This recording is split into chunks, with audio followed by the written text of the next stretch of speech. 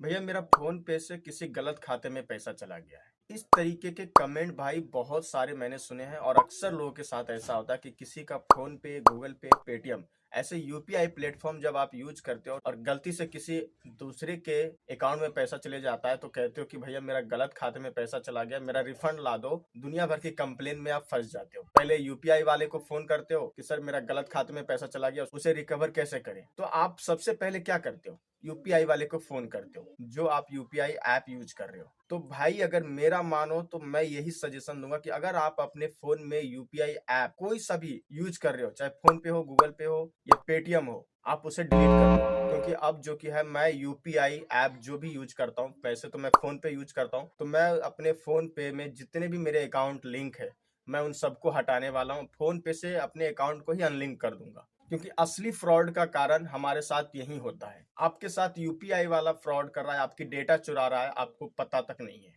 अब आपके माइंड में ये भी सवाल आएगा कि भैया अगर हमने यूपीआई फोन पे, गूगल पे, पेटीएम अगर अनइंस्टॉल कर दिया, उससे अपने बैंक अकाउंट को अनलिंक कर दिया, तो हम यूज क्या करें। तो भाई अगर आपको यूज करना ही है तो जिस भी बैंक खाते में आपका अकाउंट है, सपोज एसबीआई है या एक्सिस है, कोई भी बैंक अकाउंट में हो, तो अगर एसबीआई है तो SBI YONO mobile net banking आती है, आप मोबाइल नेट बैंकिंग यूज करो। ऐसा मैं क्यों कह रहा हूँ इसके पीछे भी मैं आपको बताता हूँ। देखो सबसे पहले तो यूपीआई एक दलाल है, उसके पास कोई ऐसी सिस्टम नहीं है जो आपको सर्विस प्रोवाइड करे या फिर आपकी कोई हेल्प करे। मैं उसे दलाल क्यों कह रहा हूँ, इसके पीछे एक कहानी है। देखो यूपीआई कनेक्टेड है एनपीसीआई से, ठीक है, और उसमें आप कनेक्ट करते हो अपने बैंक अकाउंट को। तो एनपीसीआई के पास ये परमिशन है कि अगर आपके पास कोई दिक्कत परेशानी होती है तो वो इस चीज की प्रॉब्लम को सॉल्व कर सकता है। तो इधर हो गया एनपीसीआई, इधर हो गया आपका बैंक अकाउंट और बीच में बैठा है आपका यूपीआई। ठीक है, तो यूपीआई में अगर कभी बाय द वे आपने देखा होगा, बहुत सारे ऐसे लोगों के साथ यही होता है कि गलती से किसी अदर अकाउंट में पैसे आप डाल दिए।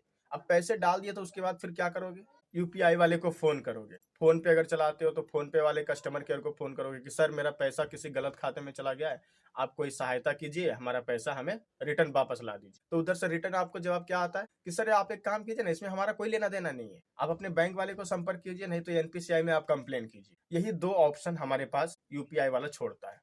उसके बाद आपको समझ में नहीं आता कि भाई मैं करूँ तो करूँ क्या, एनपीसीआई में कंप्लेन करूँ या फिर बैंक जाके दौड़ूं। फोन पे वाला तो यही बोलेगा आपको। तो आप क्या करोगे, एनपीसीआई करके एक कंप्लेन आती है, उस पे एक वेबसाइट है जिसके जरिए कंप्लेन होता है। तो आपका पैसा अगर जल्दी आप कंप्लेन करते हो तो 24 से 48 घंटे में आपका पैसा रिटर्न आने का चांसेस है।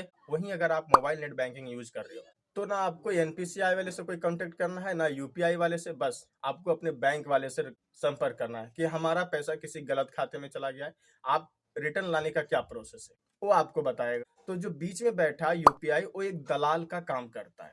यूपीआई वाले का कोई अधिकार नहीं है किसी भी बैंक अकाउंट पे या किसी भी क्लाइंट पे कि आपका पैसा वो रिटर्न ला सकता है। वो आपको यही बोलेगा कि एनपीसीआई वाले को संपर्क करो। और अगर आपको एनपीसीआई से भी कोई लेना देना नहीं है, यूपीआई से भी कोई लेना देना नहीं, तो आप अपने मोबाइल का नेट बैंकिंग यूज करो।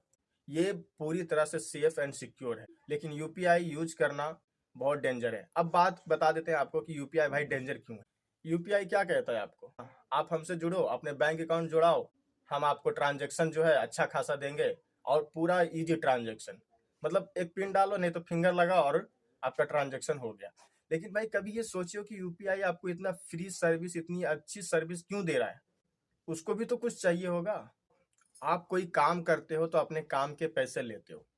तो यूपीआई जो ऐप है जिसने उसको बनाया है, चाहे फोन पे हो, गूगल पे हो या पेटीएम हो, कुछ भी जिसने उसको बनाया, उसकी इनकम कहाँ से होती होगी। कस्टमर केयर उसने बैठा रखा है, उसको खर्चे कहाँ से देता होगा, आपसे निकाल के देता है, आपकी डेटा से।